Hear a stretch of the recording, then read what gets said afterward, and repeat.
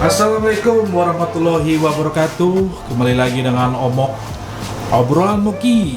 Kali ini di hari, sampai lupa saya, hari Selasa. Entah tanggal berapa, pokoknya sebelum bulan puasa lah ya. Saya bersama dengan Kang EM. Assalamualaikum Kang EM. Waalaikumsalam warahmatullahi wabarakatuh. Apa kabar Kang EM? Alhamdulillah luar biasa Mas. Aduh, udah lama gak ketemu Kang ya. Udah puluhan tahun ya? Ada 10 tahun. Ada 10 tahun, 2000, terakhir ketemu 2012 atau 13 ya? Iya, sekitar 10 tahun lebih lah. Iya kan? Agak tahu.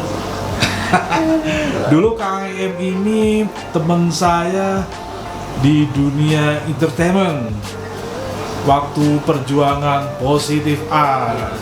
Jadi teman-teman artis Positive Art gak bakalan asing lah Iya. buat beliau ini. Jadi Kang EM dulu itu di samping mau diorbitkan ya, Betul. punya keahlian lain. Jadi beliau ini bisa mendeteksi penyakit guys dengan sentuhan ujung jari, saya ingat banget. Iya, betul. betul. Jadi dulu ingat ya Kang EM dulu Iya. ceritanya dulu Positive Art tuh. Iya. Kok bisa Iya. join lah Iya. di manajemen yang membawai. Dulu ada Kangen Band, Iya. Wali, Betul. Zivilia, Tito gitu. Betul. Gimana ceritanya Kang EM? Iya. Jadi memang pada waktu itu saya dengan sahabat saya Mas Jana ya ketemu sama beliau dan saya ke Jakarta gitu kan. Ke Jakarta dan memang pada intinya awalnya itu kita mau bikin pabrik sebetulnya pada waktu itu. Pabrik. Namanya pabrik pupuk organik gitu. Kita udah bikin CP dan lain-lain pada waktu itu. Cuman mungkin karena kondisi seperti apa, akhirnya kita di Jakarta malah itu bergabung di Positive Art. Gitu. Bergabung di Positive Art. Gitu. Jadi awalnya emang Kang EM itu sebagai profesi apa nih? Kalau disebut apa nih? Ya. Praktisi herbal Ya, atau betul. kesehatan gimana? Saya sekarang ini kan herbalis ya. Masih. Masih herbalis. Dan sekarang saya titikkan di Kuningan di Jawa Barat. Gitu, di Kuningan Jawa Barat. Kalau dulu kan setiap kota sekarang karena tenaganya ada dan saya sekarang punya kegiatan lain yaitu KMBB, Kelompok Masyarakat Bangkit Bersama, yang notabene-nya adalah pejuang sampah dan pertanian organik gitu. Dan akhirnya saya tidak ke kota, saya titik beratkan untuk herbalisnya itu di Kabupaten Kuningan, Jawa Barat. Jadi termasuk pengolahan sampah juga gitu Kang EM lihat. Betul, Sampah ya? pengolahan sampah. Karena gini Mas Moki, ketika kita tidak peduli sampah, maka apa yang terjadi nanti ke depan? Anak cucu kita kan seperti apa nanti? Kan Benar. gitu, karena sampah ini adalah yang kami sebagai di KMBB itu punya cita-cita. Jadi bagaimana sampah itu diselesaikan di rumah tangga. Tapi diselesaikan di rumah tangga, tapi ibu-ibu dapat duit gitu. Itu dapat duit. Bagaimana caranya? Yaitu dengan mengedukasi. Langsung saya dari desa ke desa, kecamatan ke kecamatan, kabupaten ke kabupaten yang sudah saya jelajahi khususnya di Jawa Barat, terutama Kabupaten Kuningan, Majalengka, Sumedang, Bandung, ya itu udah kita jajaki semua. Bahkan setiap hari setelah saya praktek itu saya berangkat untuk mengedukasi masyarakat pentingnya pengolahan sampah. Nah, sampah ini kan yang tidak tertanganin ada sampah organik. Karena kalau ketika sampah anorganik itu kan mereka ada didaur ulang, ya ada yang di plastik itu ada pengepulnya lah gitu. Iya. Yang dimasalahkan itu 70% dari sampah itu adalah sampah organik. Nah, sampah organik ini yang mengandung gas metan, bau dan lain-lain.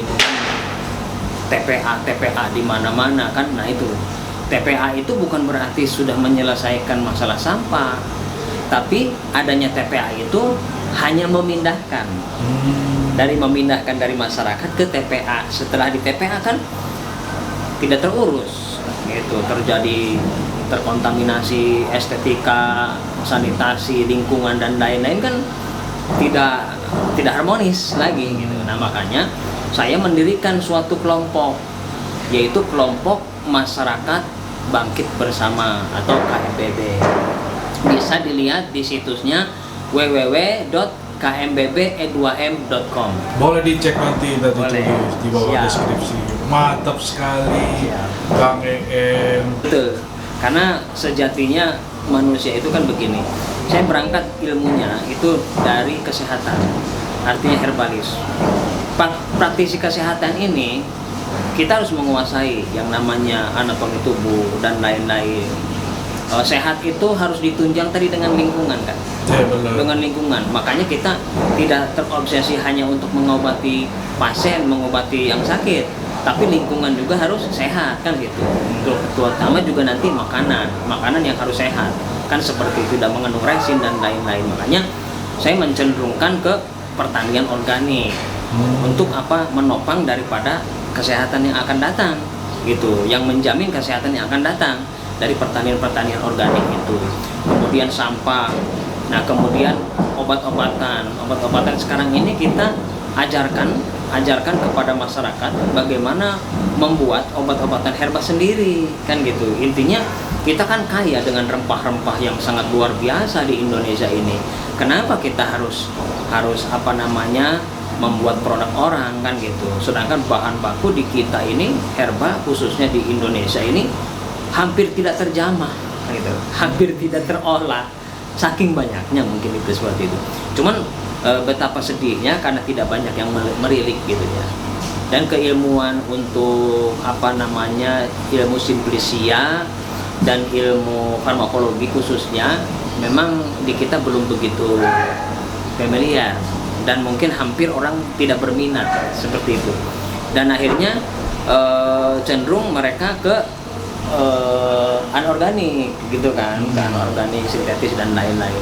Nah, kemudian bagaimana caranya kita sebagai pemuda untuk ke depan, bagaimana kita menatap kehidupan ke depan yang lebih baik.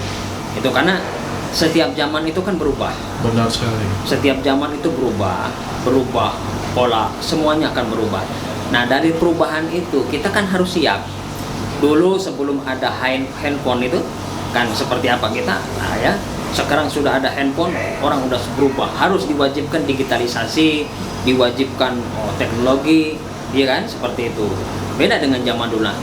Sekarang pun akan demikian. Kalau kita tidak mampu untuk merubah tadi, kita ketinggalan jauh, akan ketinggalan jauh gitu. Makanya kita di KMBB ini, saya sendiri kebetulan saya ketua nasional, ketua nasional KMBB, dan alhamdulillah sudah bergerak di mana-mana untuk mengedukasi betapa pentingnya kita kembali kepada alam, yaitu kesehatannya kita kembali kepada alam, ya kan, ramah lingkungan, memperlakukan sampah dengan bijaksana, kan gitu. Menjaga estetika, menjaga lingkungan, bagaimana kita peduli sama alam, karena kita akan hidup di alam. Benar sekali. Kalau kita sudah tidak peduli hidup di alam, maka alamnya akan mengazab kita kan. Iya. Contoh apa itu? Contoh kita buang sampah sembarangan di sungai, sungainya jadi apa? Seperti itu. Ibaratkan sungai itu di dalam kehidupan itu adalah darah kita. Nah, kalau di ilmu kesehatan, kalau sungainya bening, bersih, bisa dipakai mandi, itu berarti sehat. Nah, sekarang apa yang terjadi di sungai-sungai kita sekarang ini? Kan seperti itu, dengan betapa banyak limbah, ya, limbah plastik, sampah dan lain-lain, karena tidak bijak untuk diperlakukannya seperti itu, dan akhirnya mencemari lingkungan dan lain-lain. Itu adalah foto kita bahwa di dalam tubuh kita pun demikian, seperti itu. Seperti sungai-sungai itu di urat nadi kita itu banyak sampahnya, ya, banyak kotorannya, tidak jernih lagi. Makanya sekarang dibilang ke depan akan banyak sekali penyakit yang aneh-aneh nanti, penyakit yang tidak teridentifikasi dengan cepat dikarenakan jenisnya udah virus kan, jenisnya udah bakteri, ya kan, itu luar biasa itu. Karena selama ini kita terlena karena seakan kita stagnan di zaman yang awal, padahal zaman itu selalu berubah.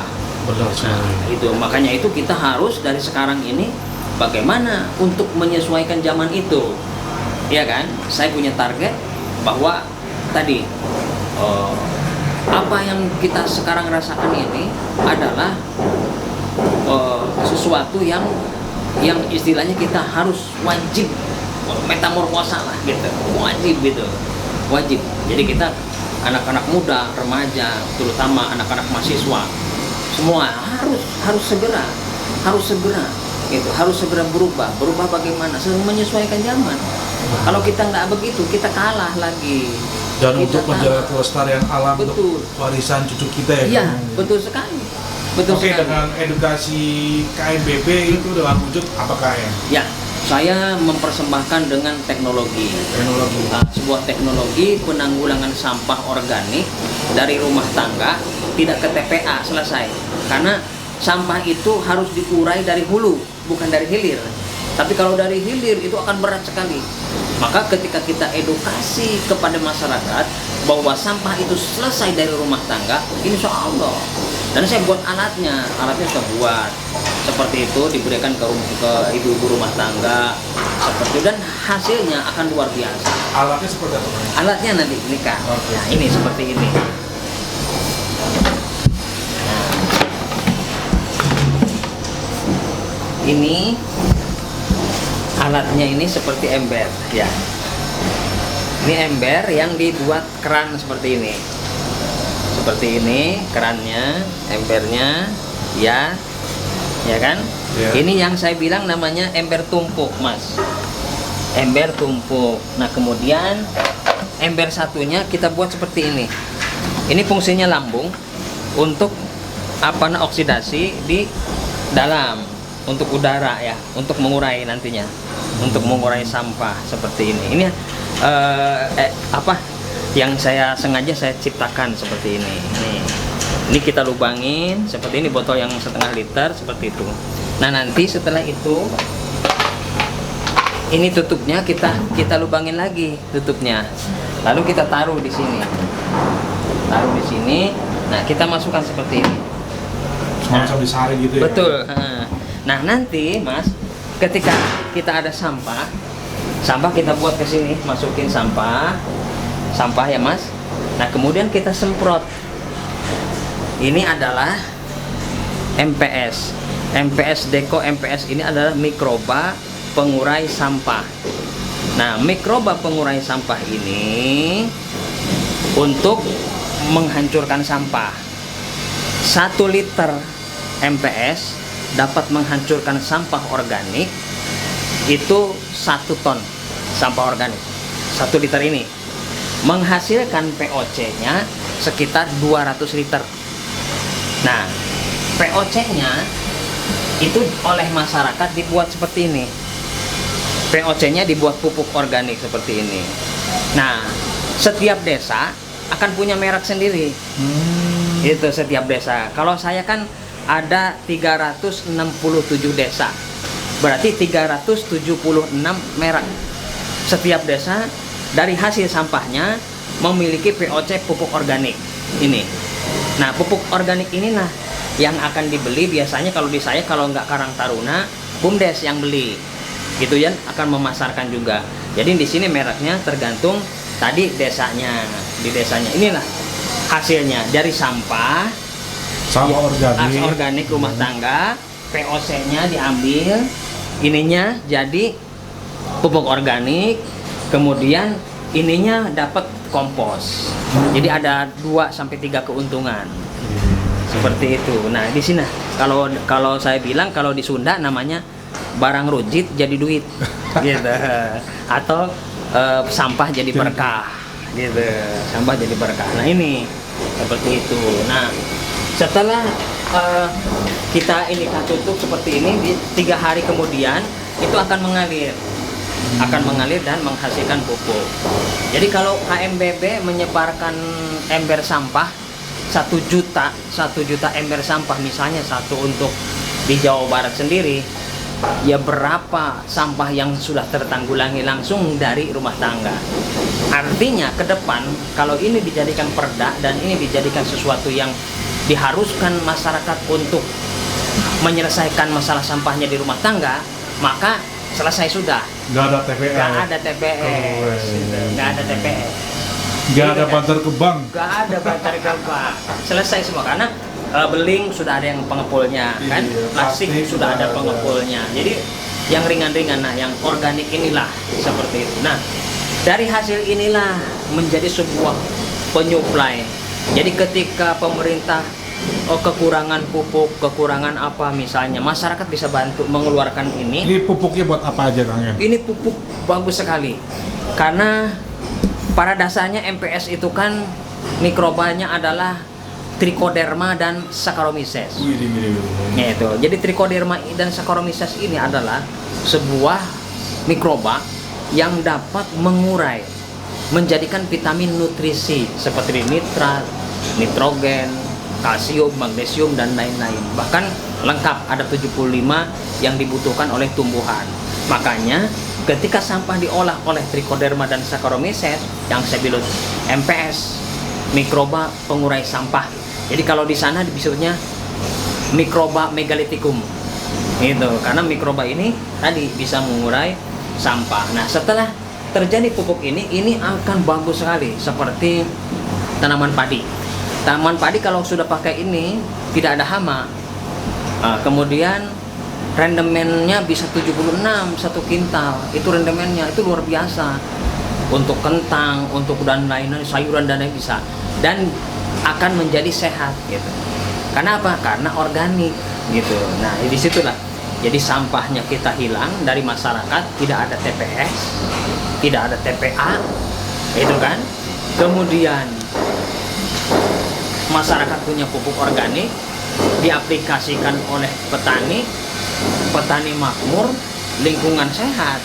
Kan itu intinya. Itu cikal bakal dari bagaimana kita menyehatkan Nusantara. Itu. Mantap sekali, Kang. Jadi guys, produknya. Kalau ini apa, Kang? Ini saya terangkan. KMBB juga berbagai macam produk. KMBB sudah melahirkan kelompok kami itu ini. Ini adalah vitamin ternak terbuat dari enzim. Jadi ada sekitar 200 Simplicia tadi. 200 Simplicia lokal Indonesia yang diurai, dipecah dan dibuat sel baru oleh sebuah mikroba yaitu Saccharomyces, dan akhirnya membuat sebuah vitamin untuk ternak. Ini bisa untuk domba, untuk sapi, dan untuk unggas itu. Nah ini sudah terbukti bagus sekali bisa menyembuhkan penyakit itu seperti PMK dan lain-lain. Insya Allah bisa sembuh karena ini murni dari Simplicia Indonesia pilihan itu. Nah Simplicia yang diurai, yang dibentuk menjadi enzim yang akan diberikan kepada hewan, itu akan membantu sekali metabolisme hewan. Ketika metabolisme hewan diperbaiki, daya tahan tubuh, kemudian kalau pemgemukan akan memaksimalkan daging, kan gitu, seperti itu. Nah ini namanya E2M enzim. Ini seperti ini. Wah, sekali. Ya, ini ada lagi. Ada lagi, ini adalah enzim juga E2M, tapi ini untuk pakan lebah. Seperti itu. Nah, selama ini peternak lebah ini ketika dia sudah mendapat koloninya di kotak-kotak itu, dia diangon istilahnya. Diangon di satu daerah yang banyak bunga, kemudian baru si hewannya itu diterbangkan, dan harapannya kan pakan tadi untuk memakan, kan gitu. Nah KMBB sudah punya teknologinya. Teknologinya adalah membuat polen dan nektar yang diekstrak oleh enzim dari serbuk sari tanaman itu dijadikan sebuah pakan lebah. Jadi kalau kita sudah punya kotaknya, ini tinggal ditaruh di daun atau di mangkok, lebahnya akan makan sendiri. Jadi kita udah pakai lebahnya udah greenhouse, jadi nggak pakai ini lagi, nggak diangon secara manual gitu. Kita udah punya produksi seperti ini. Nah ini sudah dipakai di Sumedang, bahkan teman-teman di Sumedang komunitas lebah sudah memakai ini dan alhamdulillah hasilnya bagus sekali. Di samping menjadikan kualitas madunya yang luar biasa nantinya dan steril gitu, steril dan menguntungkan karena lebahnya akan mudah gitu, akan mudah pakannya gitu. Oke. Ya. Siap terakhir? Ya. Udah ya? Udah. Oke. Langsung closing ya KM ya? Siap. Closing udah cukup. Siap. Oke guys, saya takjub guys dengan KM. Udah lama nggak ketemu, tiba-tiba ketemu, berbagai inovasi beliau ciptakan. Dan saya lihat emang potensi buat KM. Mudah-mudahan berkah dan sukses ya KM. Amin. Jadi kalau untuk keterangan lebih lanjut, Ya. kalau pemirsa YouTube Omok nih, kalau pengen lebih tahu atau bahkan beli produk dengan KM, kemana nih KM? Boleh. Websitenya atau Website gimana? boleh ke websitenya atau boleh nanti teleponnya akan tertera di situ. Oh, oke, siap. Oke KM, kita lanjut ya. Oh iya, saya jadi timbul ide nih KM. Ya, siap. Jadi untuk kelanjutannya kita konten bareng ya. Boleh, siap. Jadi Ya. ada konten TSK, Ya. tanya sehat Kang EM. Boleh Kang EM ya. Boleh, siap. Jadi ntar ada pertanyaan-pertanyaan dari pemirsa YouTube Omok Siap. yang mau nitip atau gimana. Jadi Ya. pengalaman saya guys, beliau ini herbalis, bisa mendeteksi saya bahkan visual atau ya apapun lah penyakit-penyakit. Betul. Istilah kata saya pernah dulu tuh gangguan lambung ya KM ya. Betul. Saya pernah kolesterol lah apalah bisa deteksi nih. Betul. Dan pengobatannya atau gimana bisa berbagi Kang Em ya. Bisa. Kita Ya. berbagi sehat. Ya, Namanya juga bangkit bersama. Nah, Asik. ya. Sehat bersama. Demikian video kali ini, kita akan jumpa lagi di TSK Kang Em ya. Ya. Tanya sehat Kang Em. Wassalamualaikum warahmatullahi wabarakatuh. Sampai jumpa Kang Em. Waalaikumsalam.